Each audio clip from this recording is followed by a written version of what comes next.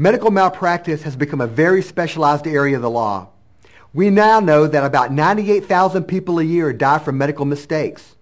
You may have heard on the news or read about some sort of medical malpractice crisis.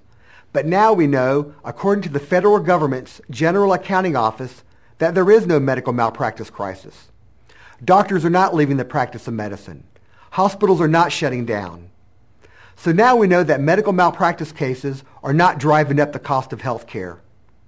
In Florida, there have been laws passed recently by the legislature that caps damages, which limits what you can recover in the event of a malpractice case.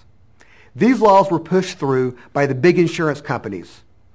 Our firm fought these caps in the legislature with both financial support and by investing time in trying to get these lawmakers to understand what they were doing to the victims of malpractice. We know that it is reprehensible for the wrongdoer to limit his responsibility in the event he injures someone as a result of a medical mistake.